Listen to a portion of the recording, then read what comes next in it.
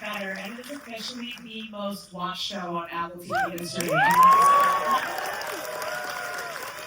Golden noms, Critics' Choice Award noms, and we're just getting started. So I'm gonna stop standing up here by myself because I know y'all are excited to talk to the people in front of and behind the camera who made this amazing show happen. So please join me in welcoming, please, Rhea Seehorn.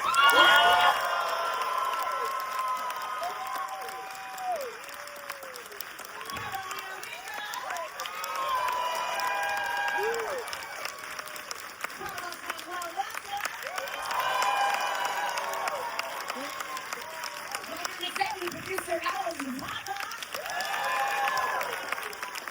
Writer and co-executive producer who wrote the episode we just watched, Jenn Carroll. And writer, director, executive producer, Carlos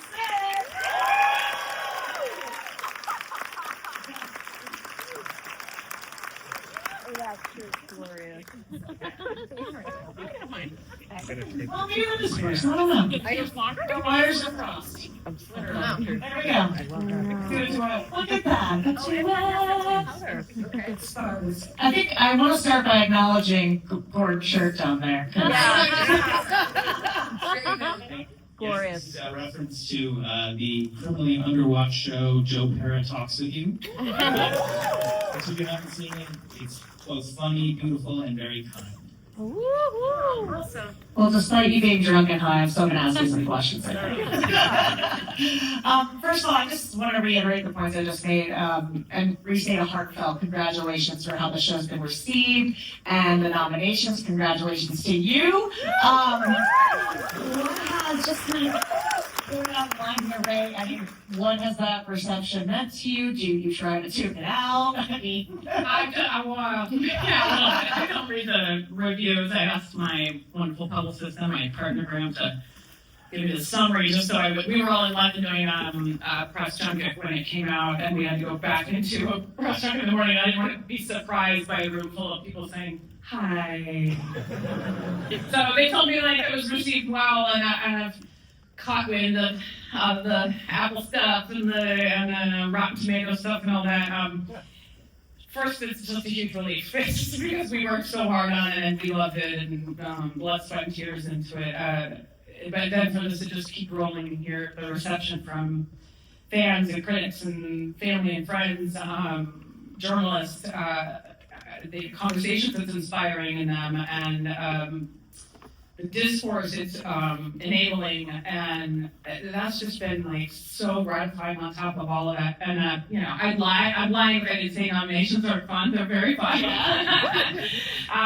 We're very grateful for those, and hopefully they bring in even more viewers to check the show out. absolutely. I want to hear from all of you on this too, just how it's been and.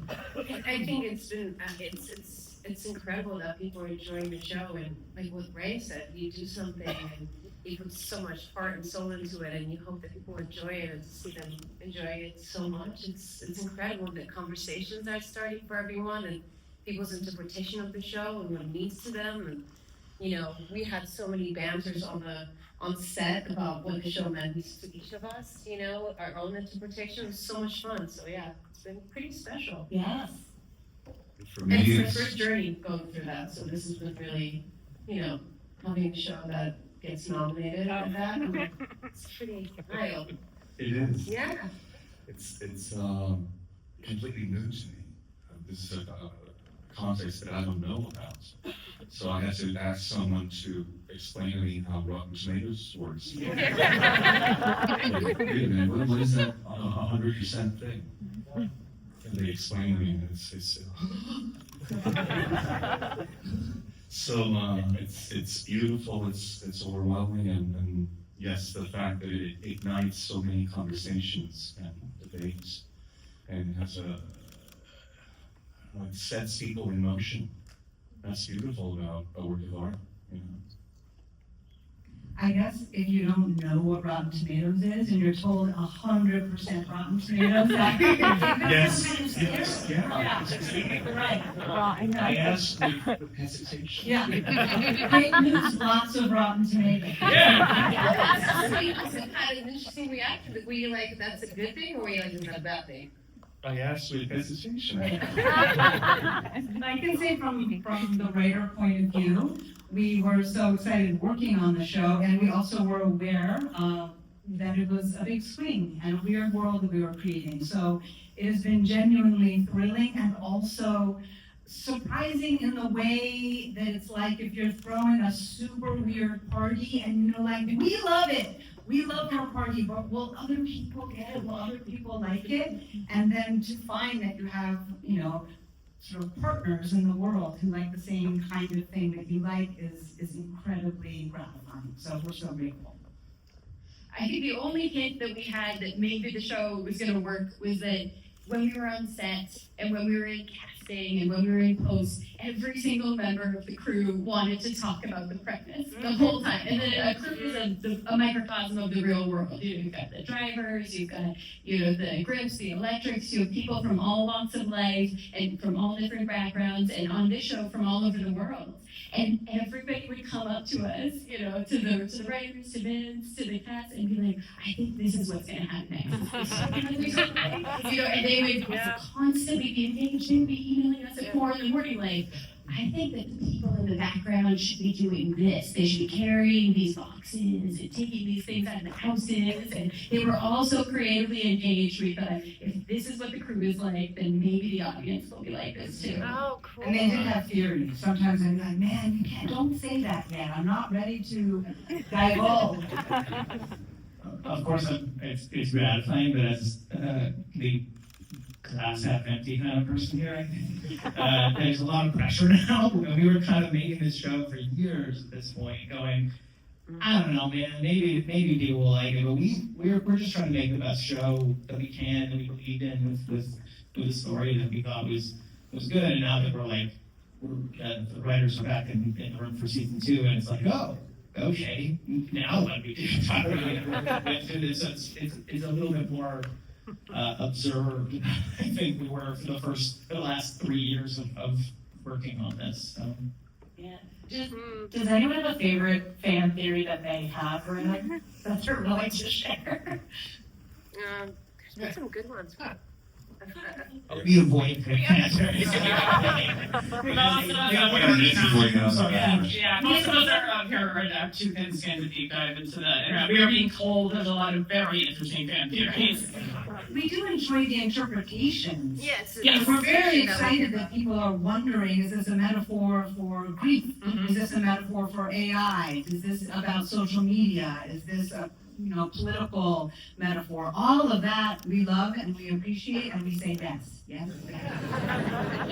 I thought that the social media response, because of my complete lack of knowledge of TikTok and all of the other services, I thought everybody was going to want to do their own interpretation of how to join, how to shake the shaking, all of that. And it turns out all of you want to engage with the show philosophically. And that's great. It is. You thought I was going to inspire like a seizure craze? Wow, okay. After working with Nino, don't you kind of want to try it? I thought people would be going to Sprouts and in groups with their friends. Flash mob of season? Yeah. That's pretty I'm funny. not thought about that. I like it, Jen. Maybe this will inspire it. You know what? Let's do it. Let's bring back the dancing play. Now, a lot of you have worked together before, which I think is a testament to something special here. So I want to hear, just from the writing team, what was it like also working together? How was your footing a little different, because you're going from kind of a drama to a sci-fi series? Was there a glaring difference, and what was an unexpected challenge of that? I mean, some of it's the challenge is that we do know each other really well, so we can kind of outthink ourselves sometimes because we kind of know where everyone's coming from. But of course, Mostly it's good, and in terms of procedure, it's exactly the same as we've done on the other shows. We have to sort of explore things in a different way because it's finding out what the rules of this world are. How is this in bounds? Is this out of bounds? And setting those rules and sort of figuring out what they make, what follows from them, versus like we had to do a very similar thing on Saul because it was like we weren't lawyers. So it's like figuring, is this law? Is this legal? Is this illegal? Do this as a lawyer? I don't know. And then we have to figure that out and figure out what proceeded from it. It is very cool to have ongoing creative collaborators and to have a kind of trust. I mean, there are good days and bad days, and there are spiky moments and easy moments, but overall, you have a sort of trust with the people that you've been working with. It is also incredible, and I've never had this experience before, to create a show in its first season and know the actor for whom you are writing, and that the role was created for her, and already have such love and respect and trust for her abilities, and then to be able to take that and turn it up to 11, that is a real gift.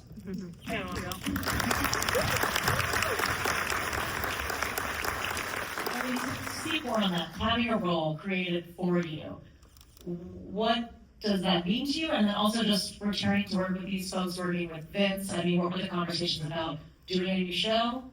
Completely different thing, and we have this character and your Carol, and here's what we're gonna do. I get a little tongue-tied with this part of the questioning.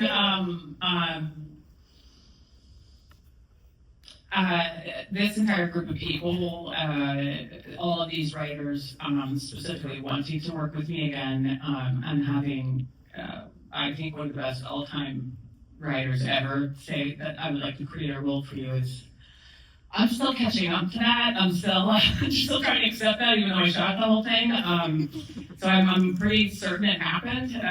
But I have immense gratitude. I also have immense gratitude for what that was born out of, that the way I approach roles and the way I work was specifically seen as an asset, and bringing subtext to a female role that might not, is seeing something as somebody who doesn't have a lot of dialogue, doesn't have to be in a position of weakness. What if that's a position of power for a woman standing in a room with a bunch of men, and never gunning to get more, but them observing that there might be something interesting about me three-dimensionalizing that part of her or whatever. And so it means a lot to me. It also means a hell of a lot to me that some of the first texts I got when it was announced that this was writing a show for me were from our crew members, and saying there's nobody that want more to be number one on a call sheet, and they'll be there whatever the call time is. It meant a lot. Then on set, I'm working with these guys.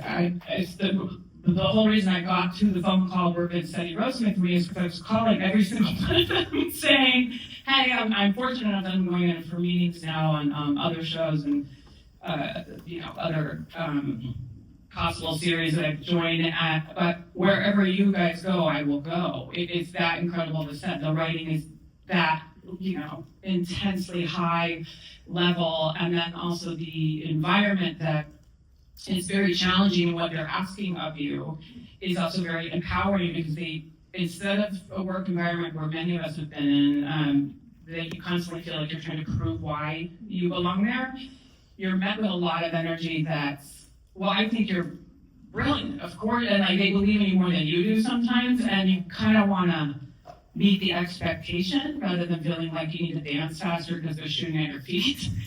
And then, as Alison said, the last thing I will say about that is one of the great gifts, if you get the chance, I mean, most of us just like, it's just, to get the chance to work at all is such a gift. Yeah. But if you get to work with the same people over and over again, and now having these incredible people that they look high and low for, among thousands, to find these two geniuses, as well as Samba Shuka, who's here.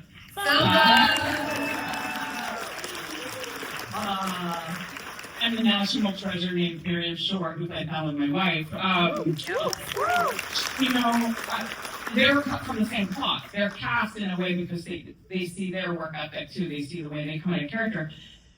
So sorry, to what I meant was that then you have this working environment, and I told Gordon one day, I said, it's taken I've been doing this over 30 years, and I said, I am not afraid to try something.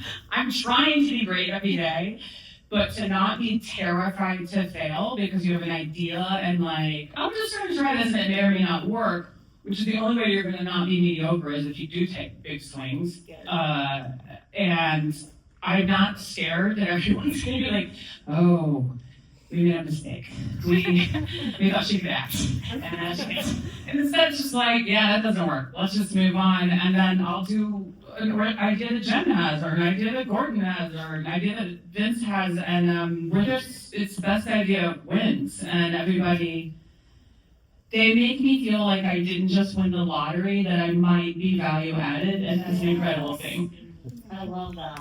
I love that. Watching Ray and the whole team and how, with each take she would bring such a different thing. And it was just incredible to see. And just so much courage and there was so much joy. And I was just constantly, wow, this is amazing. It was really cool. I have to imagine it's very interesting when you two are in a scene together because I've heard this being talked about is that humans mirror each other, where you're against a kind of collective we who acts not totally like a human does. So what is that like for you? And then just both of you, putting those scenes together and that kind of dance that you do. Well, I want her to speak to how deceptive and difficult that role is. She won't say it about herself. That role is so hard and deceptively difficult, and watching her dial it in, and part of what you're talking about is that, yes, there are neurodiverse people who might not mirror or reciprocate emotion and gestures that are coming at them as much, but in general, we do mirror each other in conversation as animals, and then as actors, it's one of your greatest tools is to listen and react, but she can't, if I'm taking the conversation to an angry place, she doesn't go with it.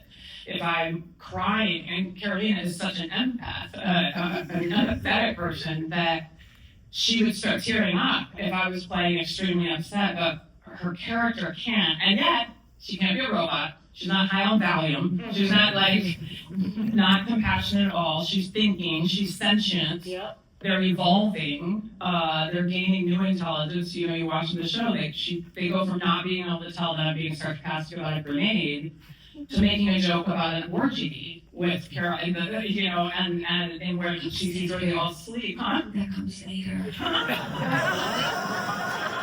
Oh shit!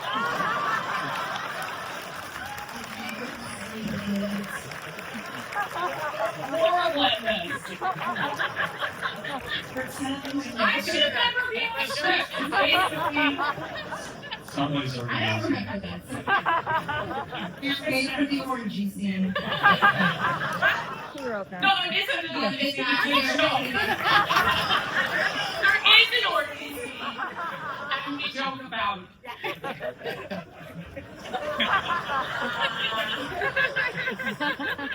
So anyway, I'm so happy that he wrote this for me. We have trust in this room, right? Yeah. There's an embargo now. I was just saying she's brilliant, she's nice. We also I will say that about Everything that you said. so cool out there. But also playing against each other, I knew that it's inherently dramatic while also being inherently comedic. Yeah. To have two people that are two immovable objects that Carol cannot get her to react. Right. And she's freaking out about it. That's great. And frustrated. Oh yeah, watching that is hilarious. But also playing against opposite Ray is just such a dream. You're so generous and so giving, and we would meet outside of shooting and talk about the scenes and dissect the scenes and what the scenes are about. And so get off the book, get our lines in our body, so then we can show up on set to play. And then Vince is so brilliant, and he would push me to try things and find the nuances within the character, and you know, where Zosha doesn't come off as secretive or manipulative, and because she's not, and you know, it was really fun to like go on that journey and find these moments and nuances and have these discussions with you. It was really great. And it was very challenging not to mirror you, because I am so empathetic. Like,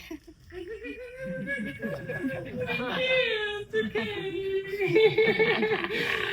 But it was really fun to go on that journey. And the crazy thing about this, and I said it before, like playing this character, because I'm Eastern European, I'm very opinionated, and I have a lot of feelings, you know, and so I'm very reactionary. And to play a character, like my very close friends would laugh. They're like, "Wait, you're cast as what? Like, are you serious? Like, because it's so the opposite of who I am." But it made me like calmer in my life to do that day in day out and not be reactionary, hold space for you and allow you to have your feelings and love you through it unconditionally, and you know, have that journey was really fun. So, yeah. What does the writer's room look like when you're writing to like, because there's so many things I feel like you have to think about where it's like, oh, she would know how to operate a plane and how to do this and this and this and this. Like, there's so many things where you're just like, oh, we have to like go back and, I don't know, just like one of those, you know, the yarn. You know what I'm talking about, the yarn. Yes, like a murder board? The murder board. But like, the writer's room is there, I don't know what it's really called. Yeah, no, It's an intense place. What does it look like? Like, you have a bowl. It's like a bunch of smelly, grubby people trying to figure out what to do with story. Right here. Rich always wear that t-shirt. It's all right. It's cool. Yes, I mean, we were in the first season of a show that has such a huge mythology. We had to ask each other, ourselves, a lot of questions in the beginning. And it was maddening and also enthralling. And sometimes we would hit walls, I will say. And we spent a couple of, you know, difficult days talking about animals, some hard times talking about babies. We know there are questions about babies. Please don't ask us about that. We were trying to figure out the size of the pie. And sometimes things came a little more easily, and sometimes things are hard.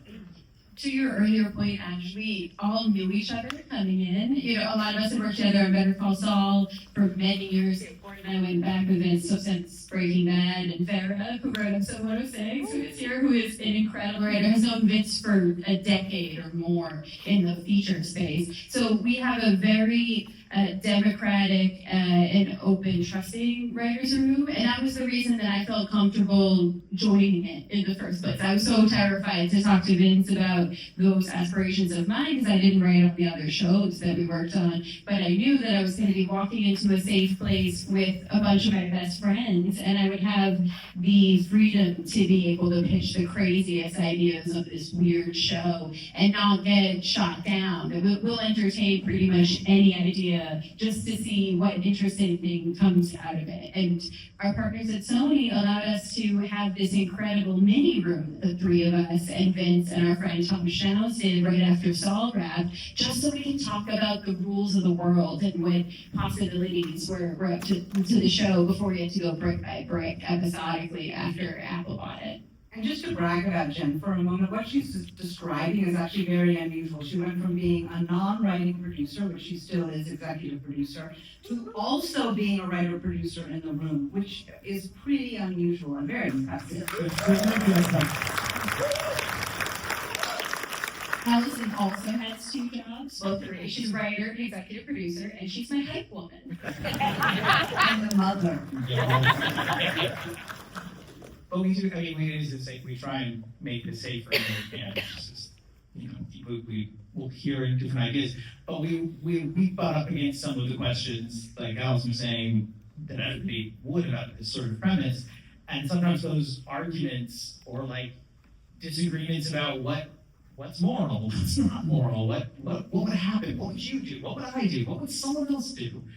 Those arguments will often make it into the show because we go, okay, this is interesting And it's somewhat dramatic because there's a conflict between just a change of viewpoint, and it's like, okay, great, that's something we should bring to the show. That's something that somebody should hear. Those are points of view that are relevant. So it's productive to just be like, all right, well, we can disagree with each other, but still we know we're kind of pulling the oars in the same direction. In a way, our job is to respectfully disagree with each other, because that is how we find, I don't know, the sweet spot.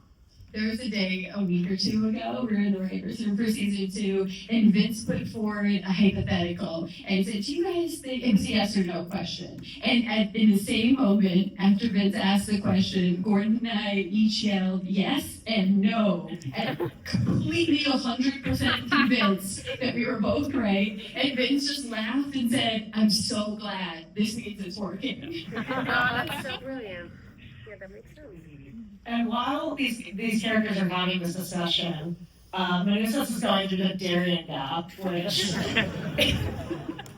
that's one of my favorite Wikipedia wormholes I've ever been in. I've wandered many times. It is the craziest place. If you like break your leg together because there's no one to help you. So just tell me about, first of all, filming those sequences. What was the most challenging aspect?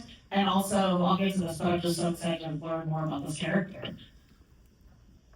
Well, the Darian Gap has a close relationship to me because I'm from Colombia, and that's going on right now. People are migrating through the Darian Gap, so it's an ongoing tragedy. So that implied a lot of respect and responsibility in playing the character who is a migrant himself. He has migrated from Paraguay to Colombia, from Colombia to Paraguay once, and now he has to migrate again.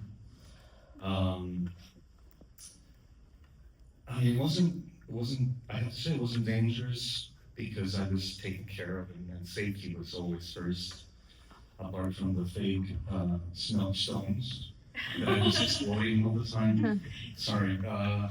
So we were filming the Darian Gap in the jungles of La Palma in a national park. And because it was a protected environment, we weren't allowed to move any of the rocks, we weren't allowed to unearth any trees, and so anything we brought in for Vesga to interact with had to be fake and not like seeded or anything that would cause, it could potentially disrupt the environment. Not organic. Yes. I was just not expecting it to be hollow. Yes.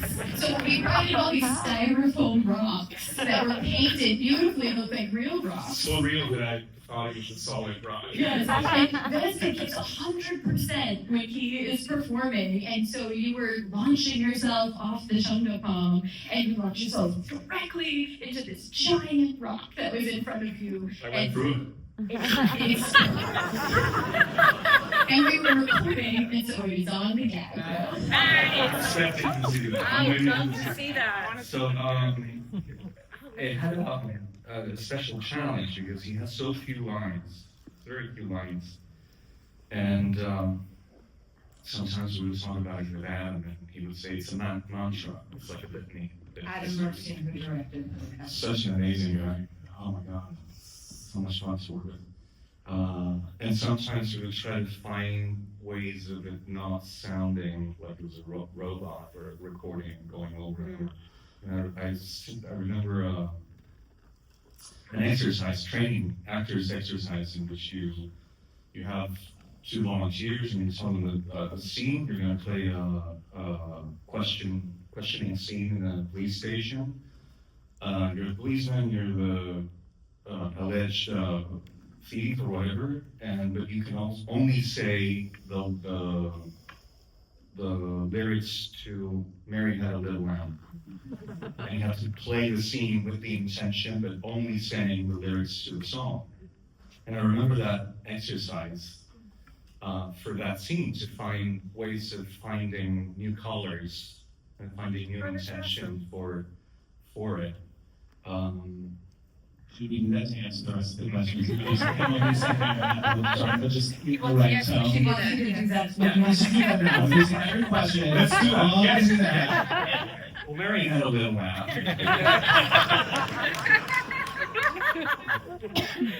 Her fleece was light as snow. How does it go?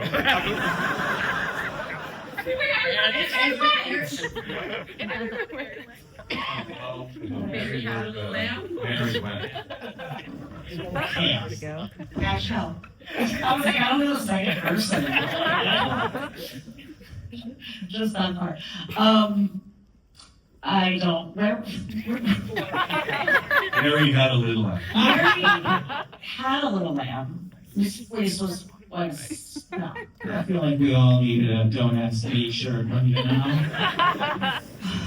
We're all trying that. No, I am excited to learn more about Rizos, and we are obviously getting to the point where they are going to meet. Without getting you in trouble, what excites you about what audiences are going to see with these characters for the next 2 episodes? Don't look at Gordon. No, I'm not talking. They're looking at me like, shut up. Yeah, well, I think the next 2 episodes, people are going to see fun things. There's going to be some turns and twists and... One time, back in Breaking Bad, Jen and I had to write the metadata, which is just like the stuff that goes under the episode descriptions. In the final season, we were getting to the episode Ozymandias, and I believe we wrote something like, things set in motion long ago move towards a conclusion.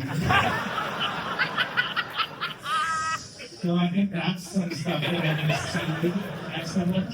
I think what's interesting, with what we know about Carol and Usos right now, is that they're both heroes, they both want the same thing, but they have a slightly different point of view.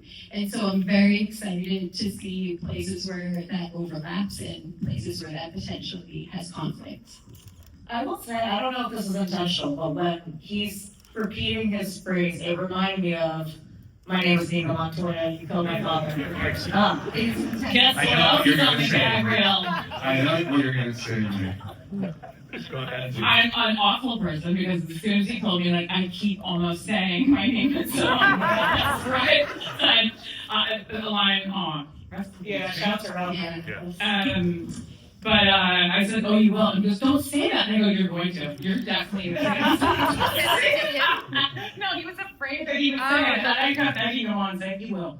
Yeah. And I did. He did. I did. We hoped in the writers and people would get that reference because it's such a fundamental movie for all of us. We love The Princess Bride. We love so many of our writers' movies. But that was when we were like, oh, we hope the audience picks up on this. Yes. The John Cena cameo. I have to bring that up. It was such an unexpected fun part. Love John Cena. How did that idea originate, and how did you pull it off? Well, I think Vince came in initially. We knew that we needed somebody that was like trustworthy and wanted a certain kind of famous and a certain kind of like, oh, this is a surprising role. And Vince, I think you've seen him on The Bear. And I was like, what do you guys think about John Cena? And it so happens that my sister's a huge John Cena fan. Like, I got her like a Peacemaker cake a couple years ago for her birthday, which when it came time for Jen to reach out to his manager, she's like, hey, you want to see a picture of his Peacemaker cake? So we had that day, and he did it, and it was fantastic. And yeah, love John Cena, peach of a guy. Apparently, Vince was saying yesterday that between takes, he would go and play like concert level piano with the recording. Wow. And he would just to relax, and he's apparently incredibly gifted, which is like so He was so incredible, and we went to him, so Ganja, our director, who's here, and Vince, and a splinter crew. They flew to the East Coast to grab him on a Saturday, I think it was, in between his crazy Peacemaker Season 2 schedule. And he not only knew all of his lines, but he got to the set before anybody else. He was just waiting. And Vince was like, he got it in one take, but we flew all the way here from New Mexico. We had to make him do it 2 or 3 times. And he very kindly did a quick happy birthday to Gordon's sister. We're ride or die for John Cena. I love it. Have you all thought, this is probably too rank breaking, if Breaking Bad and Better Call Saul exist in this universe because John Cena does, the old girls do, the name Albuquerque does. There are some little Easter eggs, obviously, that are from there's the airplane Wayfair airlines theaters. There are other little things that are seeded through. I don't know that it necessarily means that they exist in the same universe, but or that the shows. I don't know if the shows exist in that universe. Luckily, TV is not currently broadcasting, so we don't have to test that theory. In a way, the connective tissue, in addition to just Ray as a human being, is Albuquerque itself. Like, it is a character in its own way, and it is sort of the through line as a setting, even though it's technically unrelated. Yeah. What, I mean, for the cast, what is the scene that you felt that has stuck with you the most, that you either, whether from like the filming perspective, or you just were so excited for audiences to see it? Maybe it hasn't happened yet. Yeah, I'm like, hold on. Still waiting on the big exciting scene. No, I just mean like the audience hasn't seen it since like in the finale or something. Still waiting. I hated it. You say from the last two episodes, like what were our favorite scenes, or just throughout this season? Throughout the series so far, but It's a hard one because there's so many. I had so much fun. did you have I think I have to say that taxing the C-130 is definitely no fun. Yeah. And, like, I will never get to do that again, and I never thought ever that I would ever get to do something like that. So that was definitely bonkers. You really did that? Yeah, I really did. I know, totally, I know. It's a ginormous piece of machinery, and that plane is so big, and the propellers and the sound, the smell. It's a really old plane, and at first the pilots were not sure. The first day we were shooting, the pilots were not sure for insurance purposes that they would let me do it. And then after spending a day with me and having conversations, because Zosha also carries, muscle memory of the best pilots in the world, so we would have to talk about, what it means to be a pilot and being a great pilot and all that stuff and how to behave and everything.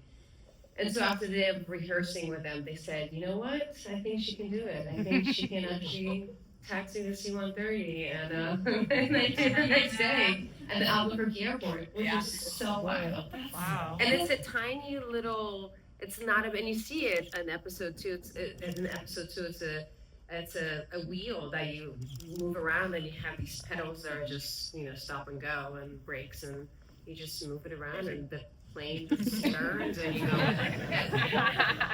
It's amazing, you guys. They were very impressed by your ability to do that.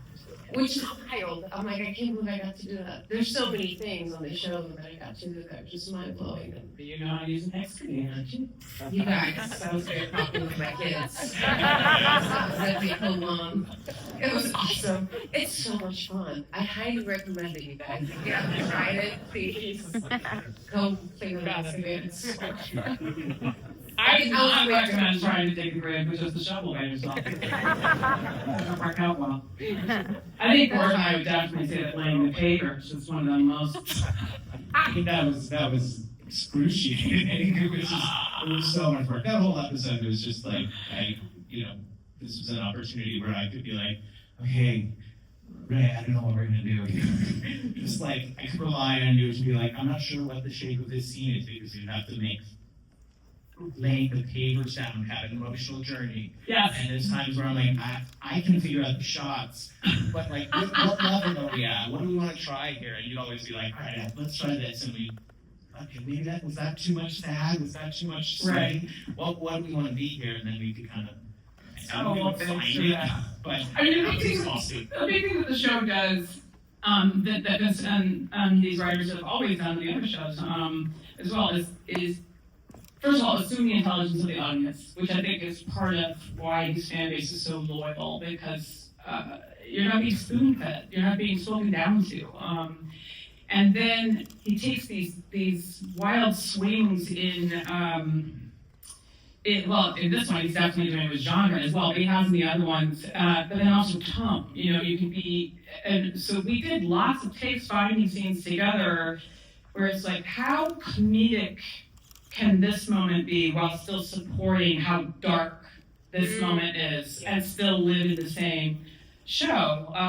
And then also, they do these long sequences that they've done in other shows where you are advancing story by doing a character study and often with a task. So these long montage scenes, with paper stones, and we did have to find a journey for that. It was physically exhausting. You're trying to show, the progression of time and show how hard it is for her to do it. But we had a good time finding it, and whenever it got super, super dark, I'm somebody that usually, there's a few times where I have to stay in a very, very quiet place to maintain where each tape has to start, but other times I have to step back for a second and, cut up with my crew. So one of my favorite things to do was to make people guess about 50% of the papers that were on supply are real papers that were very heavy, and about 50% were styrofoam painted. But sometimes when they're being loaded in or out of the car, the weight that you need the car to look like it's going up and down would have to be real. Other times pulling them out, they don't have to be real, they have to be carried the same way the real ones are. And then also, if the shot shows the paper hits, aren't you sad you didn't actually have this question? It's fascinating. I'm so sorry. Everyone's wrapped in all these papers, they know. So if the shot shows the stone hitting the ground, the styrofoams just go, phew. But the real ones hit the dirt and a little puff of smoke goes up. So you have to be very picky about which one you're doing, and I would make the crew guess. Because I think I have a very good skill at pretending things are heavy. Okay. And I know how to pretend when things are hot. Yes. So I would make them guess real stone, fake stone, and they were wrong every time. That's crazy. Golden Globe company.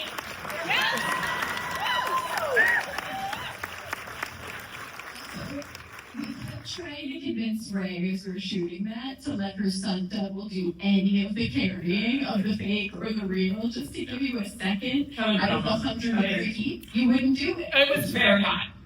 No. I was very specific what we were trying to figure out. What to tell with that story, yes. And the most beautiful shot at the end, if you go back and watch it with the sun setting behind her as she runs back to the police car one more time, because you're trying to control how much time is passing, your whole crew and you have to keep clocking, so that the sun's in the place that you want it to be, instead of the sun doing this across the screen and showing time passage that you weren't ready for. Right.